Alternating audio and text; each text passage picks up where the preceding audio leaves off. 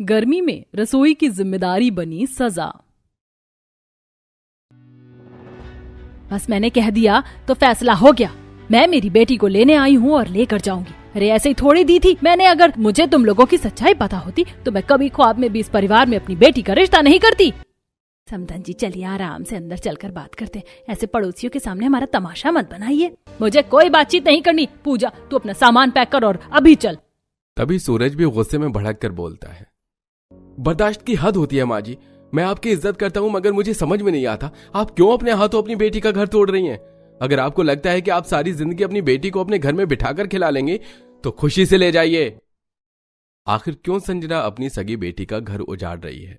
क्या वो सचमुच नहीं चाहती कि उसकी बेटी का घर बसा रहे या फिर सारा मांजरा कुछ और है? तो चलिए देखते हैं। ये लीजिए लड़के की तस्वीर देखिए। अंजना बहन, बिल्कुल आपके इच्छानुसार रिश्ता लाया हूँ। लड़का सरकारी सर्विस वाला है, कैशियर है बैंक में। अच्छा जी फिर तो बढ़िया बात है पंडित जी। वैसे लड़के वाले घर मकान खान पान से कैसे हैं? मतलब कंजूस किस्म के तो नहीं है? क्योंकि हमारे घर में खाने पीने की खुली छूट है और मेरी पूजा थोड़ी जीभ की चटोरी है। जी जी जानता हूँ बहन जी, मगर लड़के वाले खान पान से एकदम बढ़िया हैं। घर मकान भी खूब अच्छा खासा बना रखा है बिटिया, राज करेगी। हाँ फिर तो मुझको रिश्ता मंजूर है। पंडित जी आप बात आगे चलाइए। अगर मामला जम गया तो मैं पूजा की चटमंगनी पट ब्याह कर दूंगी। समझ लीजिए आपकी इच्छा पूर्ण हुई। अब तो बारात के स्वागत करने की व्यवस्था कीजिए। आपके मुंह में घी शक्कर पंडित जी। दोनों पक्ष आपस में मिलजुल कर रिश्ता पक्का करते हैं और जाती हुई सर्दियों में ही सूरज पूजा की शादी होती है। शादी के पहले दिन पूजा नहा धोकर थरथराते हुए रसोड़े में आती है। हे भगवान, इतनी सुबह नहाकर मेरी तो कुल्फी जम गई। ये बावर्ची खाना तो खाली पड़ा है। तभी खुले आंगन में से धुआं होते देखकर पूजा बाहर आती है, जहां शशिकला आंच सुलगा रही थी। अच्छा हुआ नई दुल्हन जो तुम आ गई। लो मैंने अंगीठी लीप दिया है। अब तुम जल्दी से चूल्हा पूजन करके पहली रसोई का खाना बनाना शुरू कर दो। अपने इतने हाई फाई ससुराल में अंगीठी पर खाना बनते देखकर पूजा शॉकिंग रिएक्ट करती है। सासू माँ मुझे सारा खाना चूल्हे पर बनाना है क्या? हाँ बहू, क्यों तुम्हें अंगीठी पर खाना बनाना नहीं आता? नहीं माँ जी मैं बना लेती हूँ। वैसे मेरे हाथों की चूल्हे की रोटी सब लोग बड़े शौक से खाते हैं। पूजा हाथ मलते हुए चूल्हे पर खाना बनाना चालू कर देती है। तभी आंगन में धूप छा जाती है। हाय हाय, ये खिली खिली धूप कितनी अच्छी लग रही है। जब तक ठंड का मौसम नहीं खत्म होता खुले आंगन में ही खाना बना लूंगी। कम से कम खिली धूप तो खाने को मिलेगी। खुशी के दिल से खाना बनाकर पूजा सबको परोसती है, जिसे खाकर वाह बहू, तूने तो हलवाई फेल कर दिया। वही चूल्हे का गर्मा गर्म खाना क्या स्वाद लगता है। इंसान भूख से फिजूल खा लेता है। हाँ जी सच में अंगीठी पर बने खाने में स्वाद संतुष्टि दोनों है। तभी तो पुरखे चूल्हे का खाना खाकर ज्यादा उम्र तक टिकते थे। वरना आजकल तो जिस घर में देखो गैस चूल्हे की चोंचलेबाजी है, तो खान पान में कहाँ से ताकत मिलेगी। सासू माँ भाषण तो ऐसे झाड़ रही हैं जैसे इनका इरादा गर्मी में भी चूल्हे का खाना खाने का है। बहू मन में बड़बड़ा कर रह जाती है। 1-2 हफ्ते में ठंड खत्म हो जाती है और अब पूजा को कड़क धूप में चूल्हे पर खाना बनाने में गर्मी लगने लगती है। अरे बहू फटाफट से 2 गरम फुलके ले आओ। जी अभी लाई ससुर जी। ये भगवान, आज तो मेरे ससुराल वाले पूरे 2.5 किलो आटे की रोटी खा गए। ऊपर से इतनी सड़ी सी गर्मी है। कल से आंगन में खाना बनाना बंद भैया। भाभी आते वक्त थोड़ी सब्जी ले आना। जी देवर जी। पसीने में नहाई हुई बहू एक हाथ में सब्जी एक हाथ में रोटी लाकर देती है। वैसे एसी की ठंडी ठंडी हवा में बैठकर गर्मा गर्म खाने का मजा अलग है। क्यों पाखी? सही कहा, मैंने तो फुल पेट खा लिया। पाखी प्लेट खिसका कर जाने लगती है कि तभी पूजा चिढ़े लहजे में कहती है, पाखी कम से कम जूठी प्लेट तो यहाँ से हटा दो। भाभी मुझे तेज की गर्मी लग रही है। सबके खाने के बाद आप लास्ट में समेट लीजिएगा। मैडम जी ऑर्डर तो ऐसे झाड़ रही हैं जैसे होटल में खाना खाने बैठी थी। कसम से ये गर्मी में रसोई की जिम्मेदारी तो सजा बन गई है। खा पी कर ससुराल वाले प्लेट सरका कर चले जाते हैं। तभी पूजा सास से, माँ जी बर्तन धोने का साबुन खत्म हो गया, मंगवा दीजिए। वाह, इतनी जल्दी साबुन खत्म कर दिया। अरे अभी 1 हफ्ते पहले ही तो साबुन की टिकिया मंगा कर दी थी। थोड़ा थोड़ा साबुन से मांजते हैं बर्तन। और वैसे भी साबुन की क्या जरूरत है? चूल्हे की राख से बर्तन धोया कर, पैसे की भी बचत होगी और बर्तन भी हीरे की तरह चमकेंगे। सास का कंजूसी भरा रवैया देखकर पूजा का मिजाज गर्मा जाता है। खुंदक में वो धूप में बर्तन मांजती है। हे भगवान, मेरी सास की कंजूसी देखकर तो बनिया भी शर्मा जाए। हाय रे मेरी फूटी किस्मत, कैसे कंजर खानदान में शादी हो गई। इसी तरह अगले दिन। अजी सुनो, सिलेंडर भरवा कर ला दो, अब आंगन में बहुत कड़क धूप छाने लगी है तो खाना नहीं बनता। तभी कमरे के बाहर से गुजरती हुई सास बहू की बात सुनकर टोकती है। क्यों बहू रानी, तू क्या कलेक्टर लग रही है जो अंगीठी पर खाना नहीं बनेगा? हमारे घर में सब लोग चूल्हे की रोटी खाते हैं और ये रिवाज हरगिज नहीं बदलेगा। सास के फटकार खाकर बेचारी बहू की रोने जैसी शक्ल हो जाती है। सॉरी पूजा, मैं चाहकर भी तुम्हारे पक्ष में नहीं बोल सकता, नहीं तो माँ को लगेगा उनके खिलाफ हो गया हूँ। इसी तरह बेचारी अकेली बहू कड़ाके की लू भरी गर्मी में खाना बनाकर खिलाती है। बेचारी बहू को पसीने पसीने देखकर पड़ोसी भी तरस खा जाते हैं। हाय हाय, अरे ओ शशिकला की बहू, कितनी तेज मिर्ची जैसी धूप हो रही है, तो चूल्हे पर खाना क्यों बना रही है? मुझे अच्छा लगता है चूल्हे पर खाना बनाना। बड़े ही निर्दयी ससुराल वाले हैं, खुद तो ससुरे एसी में बैठ कर खा रहे हैं और बेचारी बहू को भट्टी में तपा रहे हैं बाहर। इसी तरह सिलसिला जारी था। एक तो बेचारी पूजा को चिलचिलाती गर्मी में धूप में चूल्हे पर खाना बनाना पड़ता और राख से बर्तन धोकर उसके हाथ काले हो जाते हैं और फटने लगते हैं। फिर एक रात। सुनिए जी, राशन खत्म हो गया है तो कल आप दफ्तर जाने से पहले ला दीजिएगा। सॉरी पूजा, मैं तो जा नहीं पाऊंगा क्योंकि सुबह ही मुझे ऑफिस जाना है, लेकिन मैं छोटे को बोल दूंगा, वो किराने के स्टोर से सामान ला देगा। बेचारी बहू राशन आने के इंतजार में धूप में बैठी होती है। वहीं देवर मदमस्त अपने कमरे में एसी में पबजी खेलने में लगा पड़ा था, जिसे बहू का पारा चढ़ जाता है। देवर जी, आपके भैया ने आपको राशन लाने के लिए बोला था ना? हाँ भाभी, भैया ने बोला था, लेकिन इतनी धूप छा रही है, मुझसे नहीं जाया जाएगा, आप खुद चली जाइए। गुस्से में झल्लाकर बहू खाली झोले उठाती है और चिलचिलाती कड़ी धूप में पैदल चलते चलते किराने की दुकान पर आती है। तभी उसे चक्कर आ जाता है। अरे मैडम जी, आपकी हालत बड़ी खराब लग रही है, ये लीजिए ठंडा पानी पीजिए। भैया जी, आप जल्दी से राशन तौल दीजिए, मुझे घर जाकर खाना बनाना है। अरे जी बस अभी करता हूँ, तब तक आप बैठ जाइए। बेचारी अकेली बहू भारी भरकम राशन दोनों हाथों में उठाकर जाने लगती है। वहीं ससुराल वाले एयर कंडीशनर एसी में आराम फरमा रहे थे। तभी पूजा को पड़ोसन मिल जाती है। अरे पूजा बहू, तुझे तो ठीक से चला भी नहीं जा रहा और इतनी कड़क धूप में तू राशन खरीदने किस लिए आ गई? तेरे देवर ससुरे कहाँ हैं? अरे शीला बहन मत पूछो, वो तो सब काम नकाज के दुश्मन अनाज के हैं। बस एसी में बैठकर खाने आता और ये कड़ी धूप में पकाती भी है, उनको खिलाती भी है। गर्मी में रसोई की जिम्मेदारी तो बेचारी के लिए सजा बन गई है। दोनों पड़ोसन सारा राशन घर तक छुड़वा जाती हैं। तभी पूजा की हालत बहुत ज्यादा खराब हो जाती है और वो चक्कर खाकर बेहोश हो जाती है, जिसे पड़ोस ने उसकी माँ को खबर कर देती है। हाँ जी, जयराम जी की आप पूजा की माँ बोल रही हैं? हाँ जी, क्या हुआ? अरे आपकी बेटी की हालत बहुत खराब है, उसके ससुराल वाले उसे चक्की की तरह सारा दिन अपनी सेवा पानी में पीसते, उसे आकर ले जाइए। गुस्से में भड़कते हुए अंजना अपनी बेटी के ससुराल धमक पड़ती है और उन्हें खूब खरी खोटी सुनाती है। पूजा, तू अभी तक खड़ी क्यों है? सामान पैक कर और चल घर। नहीं माँ, याद है तुमने विदाई के वक्त क्या कहा था कि शादी के बाद एक लड़की का असली घर उसका ससुराल होता है। अब यही मेरा घर है और ये मेरा परिवार, मैं इसे छोड़कर नहीं जा सकती। पूजा की बात सुनकर उसके ससुराल वालों को गलती का एहसास हो जाता है। भाभी, हमें माफ कर दीजिए, हमने इतनी गर्मी में भी आपसे इतना खाना बनवाया। आंटी जी, अब हम वादा करते हैं कि भाभी का अच्छे से ख्याल रखेंगे, उनका खाना बनाने में पूरी हेल्प करवाएंगे। समधन जी, आपका गुस्सा करना जायज है क्योंकि हमसे भूल चूक हुई है, पर अब आपको शिकायत का मौका नहीं देंगे। ससुराल वालों के विश्वास दिलवाने पर अंजना चली जाती है और अब पूजा के लिए गर्मी में खाना बनाना सजा नहीं बनता, क्योंकि सब मिलजुल कर काम करवाते थे। खांचे के अंदर भरी गर्मी में राम प्रसाद का गरीब परिवार जमीन पर बैठकर खाना खा रहा होता है। चूल्हे की धाएं धाएं आंच में बहू बेचारी पसीने पसीने होकर रोटी बना रही थी। आशा, एक रोटी देना। जी ये लीजिए। बाबूजी, माँ जी, आप दोनों की थाली में रोटी दूं? ना बहू, पहले ही गर्मी के चलते शरीर से इतना पसीना निकल रहा है कि खाना खाने की इच्छा भी नहीं हो रही है। एक रोटी खाकर ही मेरे तो पेट में जलन मचने लगी। ऐसा बोलकर ससुर खाने की थाली को सरका देते। खाना खाते टाइम पूरे परिवार का टप टप पसीना निकलता था। बहू, रोटी बन जाए तो मुझको एक गिलास पानी में सत्तू घोल कर दे देना। जी बाबूजी। तभी टन टन घंटी की आवाज करते हुए आइसक्रीम वाला ठेला लेकर आ जाता है, जिससे दोनों बच्चे राजू खुशी खाना छोड़कर दरवाजे पर आकर खड़े हो जाते हैं। माँ देखो, आइसक्रीम भेजने वाला है, मुझको बर्फ वाली आइसक्रीम खानी, खिलवा दो।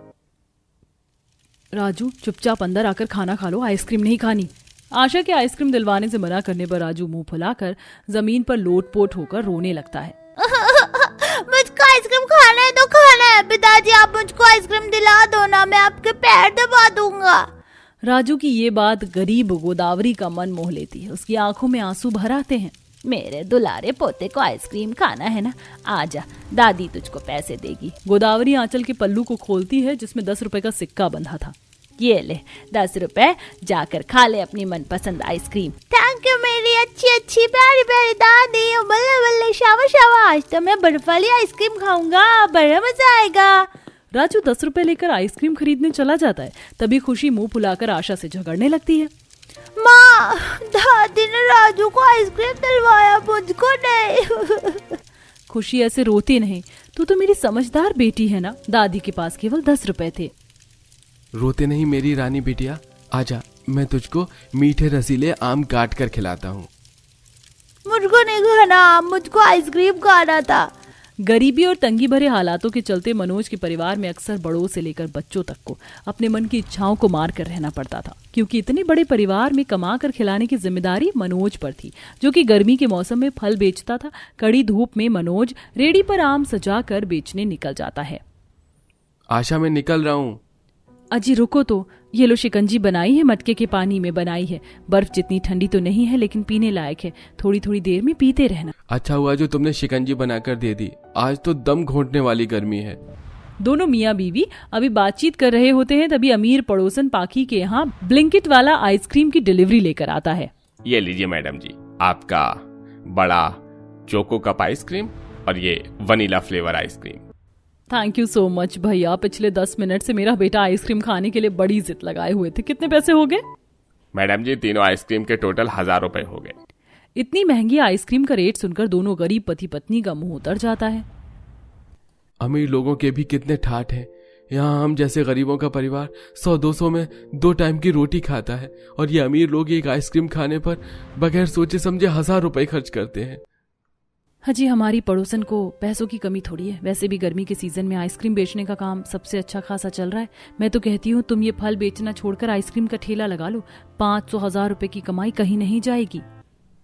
मगर आइसक्रीम की रेडी लगाने के लिए पूंजी भी तो ज्यादा चाहिए ना आशा। तुम्हें पता तो है ये आम बेचने के लिए भी किसी से उधार लेकर पूंजी लगाई है। अच्छा, चलता हूँ।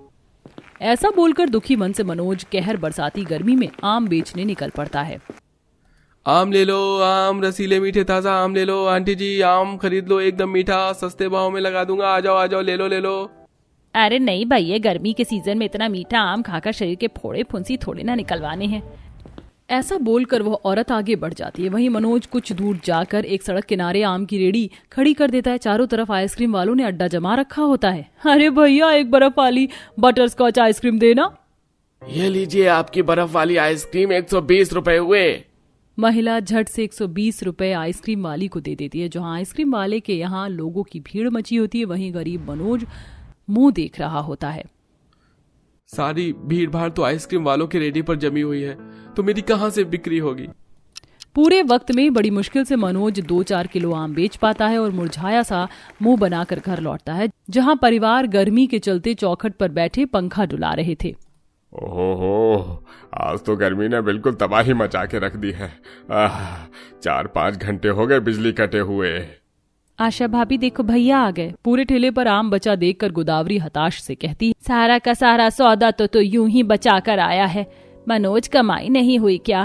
नहीं माँ, सोचा था गर्मी के सीजन में आम बेचकर अच्छा कमा लूंगा, मगर अब तो लोग घर में बैठे बैठे ऑनलाइन फल सब्जियां ऑर्डर करके मंगवा लेते हैं। ऊपर से इतने सारे सफल सब्जी वालों ने बड़ी बड़ी दुकान खोल रखी है, तो कौन गरीब आदमी से फल खरीदेगा। पूरा परिवार निराश मन से पन्नी में आम उठाने लगते हैं। सबकी हालत गर्मी में खराब थी, तो वहीं पड़ोस वाले अमीर बहू का परिवार गार्डन में डिनर कर रहे थे, जहां खाने के अलावा दुनिया भर का ठंडा ठंडा जूस और कई तरह की महंगी आइसक्रीम सजी हुई थी। बस मम्मा, मेरा पेट भर गया, मुझे और खाना नहीं खाना, आइसक्रीम खानी है मेरी फेवरेट वाली। आरव के आइसक्रीम मांगते ही अमीर बहू पाखी उसे दे देती है। ले मेरा राजा बेटा आइसक्रीम खाएगा। देखो, मैंने तुम्हारी खातिर आज सबसे बड़ा वाला आइसक्रीम ऑर्डर किया है, खा लो। तभी पाखी की सास अंजना उसे टोकती है, पाखी बहू, बच्चों को लाड प्यार करना अच्छी बात है, लेकिन इतना भी नहीं। आइसक्रीम के चक्कर में आज फिर आरव ने एक रोटी कम खाई है। 8 साल के बच्चे की डाइट कम से कम 2 रोटी होनी चाहिए, मगर ये तो डब्बे भरकर आइसक्रीम से ही पेट भर लेता है। मम्मी जी प्लीज मेरे बेटे के खाने में रोक टोक मत लगाइए, खाने दीजिए। मुझको क्या, खिला और कर बीमार।